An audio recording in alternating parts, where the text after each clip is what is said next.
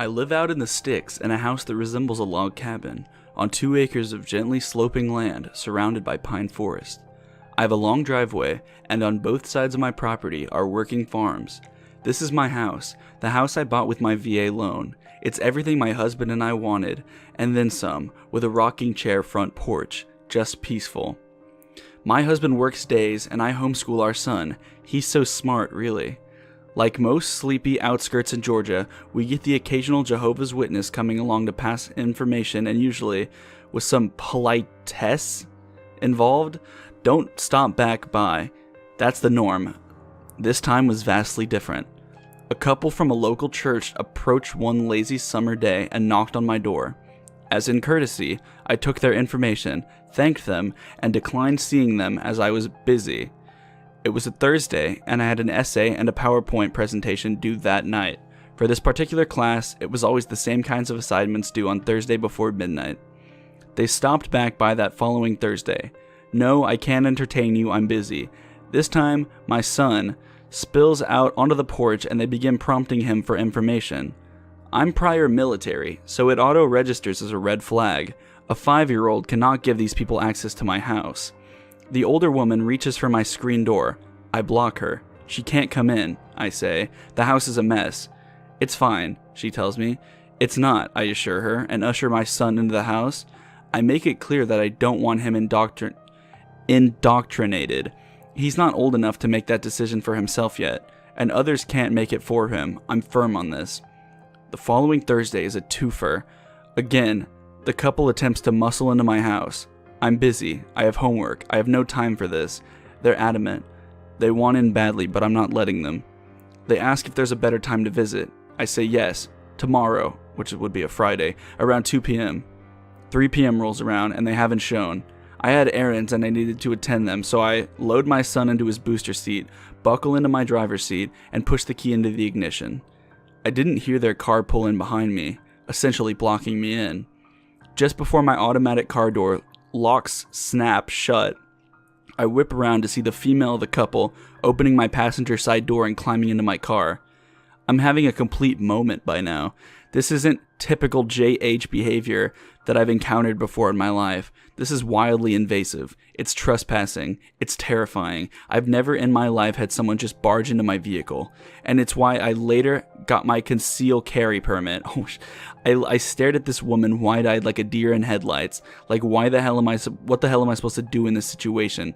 They've blocked me in, they've opened the car door, and my first thought was that they were going to snatch my son from the back seat, not that they were to guide me spiritually.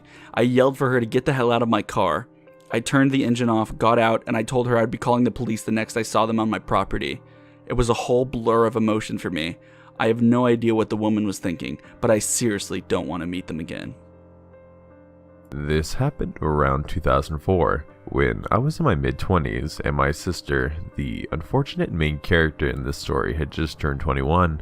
At the time, she and her boyfriend lived with my fiance and I. On the weekends, we'd go out to 1 or 2 bars that had karaoke, air hockey, etc.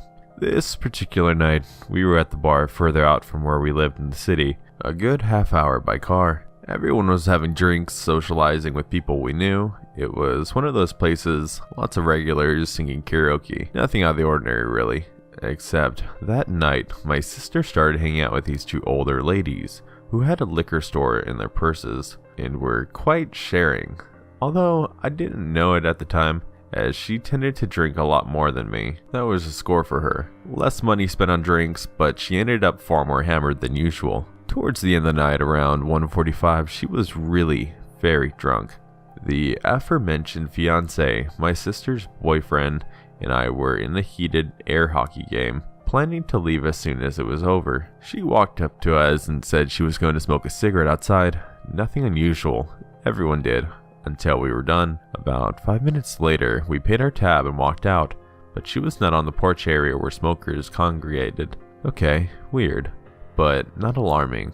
We went out back of the bar to check for her, inside, in the restroom, and the large parking lot. It is notable that this particular bar was in a business park, so there were multiple businesses that were close, as well as a Mexican restaurant next door that had just closed as well.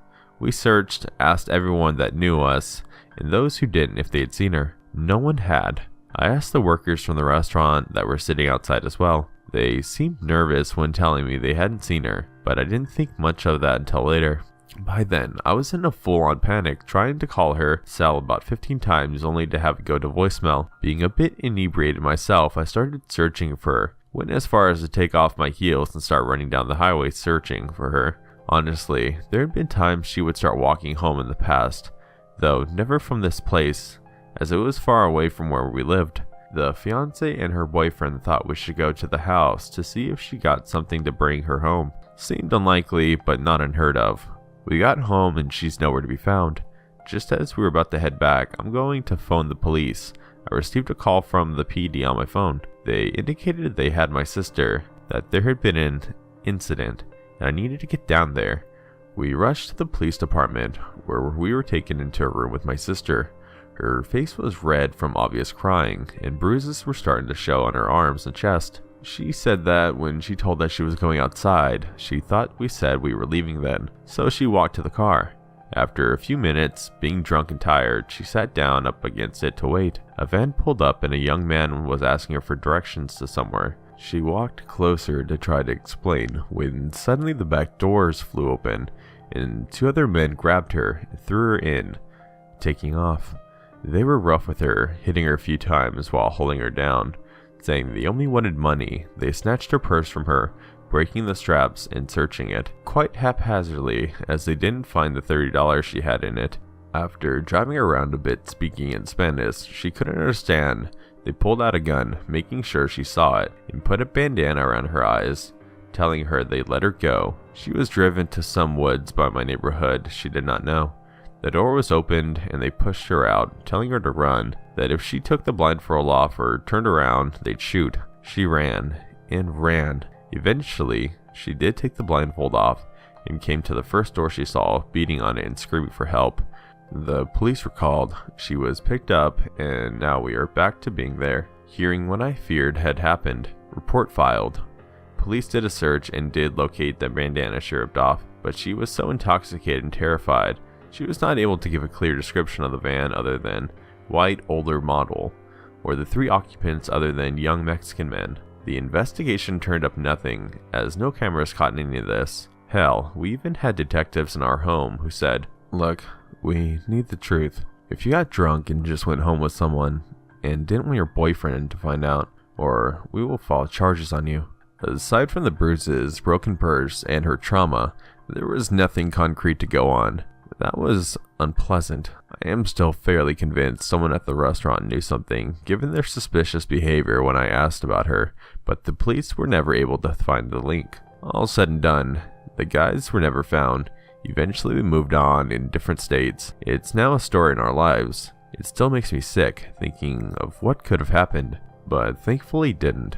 Be safe out there, kids. And to the badly organized trio who kidnapped my adult sister, let's never meet.